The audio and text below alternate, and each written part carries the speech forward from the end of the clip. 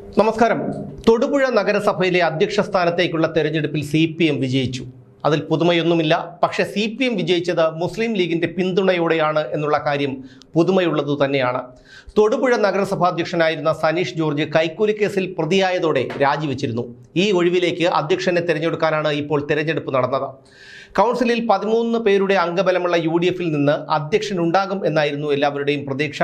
എന്നാൽ അവസാന ഘട്ടത്തിൽ അധ്യക്ഷ സ്ഥാനത്തിനായി കോൺഗ്രസും ലീഗും രംഗത്ത് വന്നു. ഇതോടെ കാര്യങ്ങൾ മാറിമറിഞ്ഞു.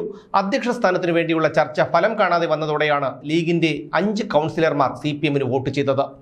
എന്തായാലും ഇതോടെ നഗരസഭയുടെ ഭരണം CPM-ന് തന്നെ കിട്ടി. CPM ജയിച്ചതോടെ CPM ഭരിക്കട്ടെ എന്ന മുദ്രാവാക്യം ഉയർത്തിയാണ് ലീഗുകാർ നഗരത്തിലൂടെ പ്രകടനം നടത്തിയത്.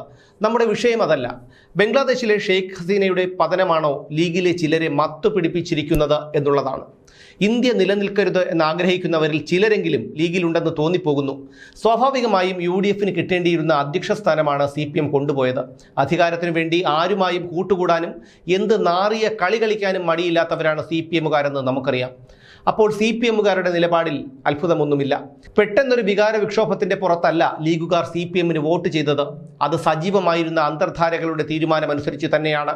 ഇന്നത്തെ കാലത്ത് ആത്മാഭിമാനമുള്ളവനോട് ആത്മഹത്യ ചെയ്യണോ അതോ CPM-ൽ ചേരണോ എന്ന് ചോദിച്ചാൽ ഉറപ്പായും അവരുടെ ഉത്തരം ആത്മഹത്യ ചെയ്തോളാം എന്നായിരിക്കും. കാരണം അത്രയേറെ അധപതിച്ചു കഴിഞ്ഞിരിക്കുകയാണ് ഇന്ന് CPM എന്ന പാർട്ടി.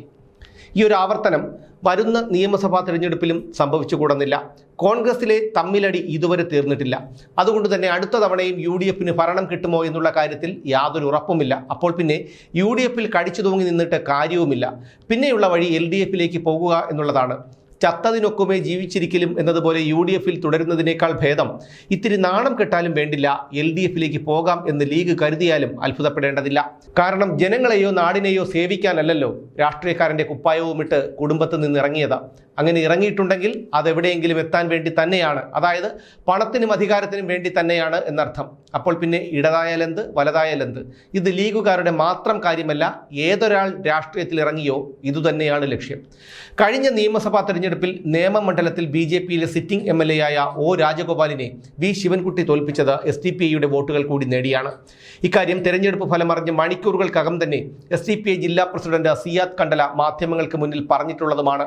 നേമത്തും കഴക്കൂട്ടത്തും LDF തങ്ങളോട് രഹസ്യ അഭ്യർത്ഥന നടത്തിയിരുന്നുവെന്നും സിയാദ് കണ്ടല വെളിപ്പെടുത്തിയിരുന്നു. ഇപ്പോഴും പത്തനംതിട്ട നഗരസഭ LDF ഭരിക്കുന്നത് SDPI-യുടെ പിന്തുണയോടെയാണ്. നഗരസഭ മാത്രമല്ല, പത്തനംതിട്ട ജില്ലയിലെ ചില പഞ്ചായത്തുകളും SDPI പിന്തുണയോടെ CPM ഭരിക്കുന്നുണ്ട്. ജമാഅത്തെ ഇസ്ലാമിയുടെ പിൻബലത്തിൽ നടന്ന ബംഗ്ലാദേശിലെ അട്ടിമറി കേരളത്തിലെ ചിലരെയെങ്കിലും മോഹിപ്പിക്കുന്നുണ്ടാകാം. തൊടുപുഴ നഗരസഭയിലെ വിജയത്തിനു ശേഷം ലീഗുകാർ നഗരത്തിലൂടെ നടന്നു വിളിച്ച മുദ്രാവാക്യവും ഒരു സൂചനയാണ്. ഇനി CPM ഭരിക്കട്ടെ എന്നായിരുന്നു അവരുടെ മുദ്രാവാക്യം. അതൊരു സൂചനയാണ്.